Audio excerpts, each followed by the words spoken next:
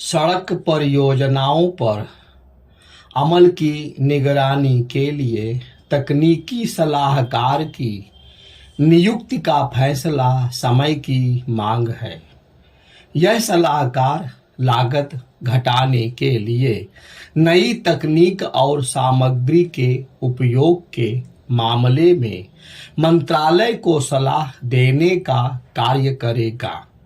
तकनीकी सलाहकार नियुक्त करने के फैसले का एक कारण सड़क निर्माण का लक्ष्य पूरा ना हो पाना है।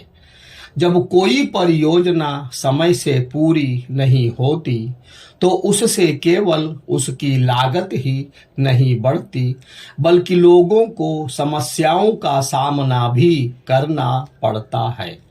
सड़क परियोजनाएं अटकने के कई कारण हैं। कभी जमीन का अधिग्रहण कारण बनता है, कभी केंद्र और राज्य के बीच सहयोग का अभाव और कभी पर्यावरण संबंधी आपत्तियां। कभी कभी कोई मामला अदालतों में पहुंच जाने के कारण भी अटक जाता है। कई परियोजनाएं तो ऐसी हैं जो 80-90% पूरी होने के बाद किसी कारण अटक गई हैं। कुछ माह पहले संसद में यह बताया गया था कि 400 से अधिक परियोजनाएं ऐसी हैं जिनका 95% काम पूरा हो चुका है, लेकिन 5% काम न हो पाने के कारण उन्हें लंबित परियोजनाओं में रखना पड़ा है।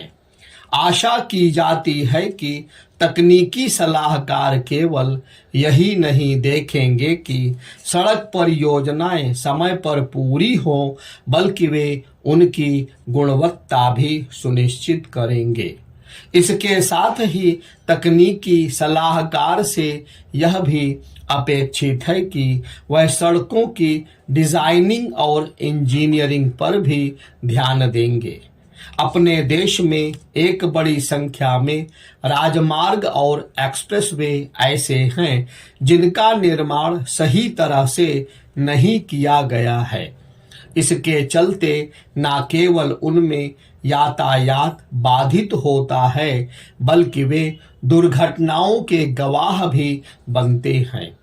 यह ठीक नहीं कि जैसे जैसे राजमार्ग और एक्सप्रेसवे बनते जा रहे हैं वैसे वैसे सड़क दुर्घटनाओं में हताहत होने वाले लोगों की संख्या भी बढ़ रही है। भारत में सड़क दुर्घटनाओं में प्रतिवर्ष करीब 1.5 लाख लोग मारे जाते हैं। यह संख्या विश्व में सबसे अधिक है। यह इसलिए चिंताजनक है क्योंकि भारत में अन्य कई देशों के मुकाबले कहीं कम वाहन हैं। वैसे तो मार्ग दुर्घटनाओं के कई कारण हैं, लेकिन इनमें एक कारण सड़कों की खराब डिजाइन भी है।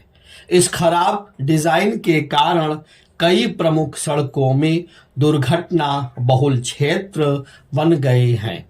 यह सही है कि सड़कों की खराब डिजाइनिंग को ठीक किया जा रहा है, लेकिन प्रश्न यह है कि उनका निर्माण ही सही तरह क्यों नहीं किया जाता।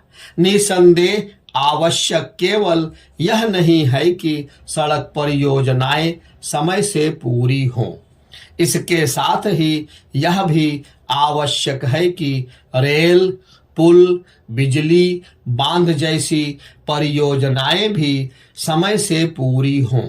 इसके लिए आवश्यक हो तो अन्य मंत्रालयों को भी तकनीकी सलाहकार नियुक्त करने चाहिए। बुनियादी ढांचे से जुड़ी परियोजनाएं समय से पूरी हों, इसकी जितनी चिंता केंद्र सरकार को करनी चाहिए उतनी ही राज्यों को भी।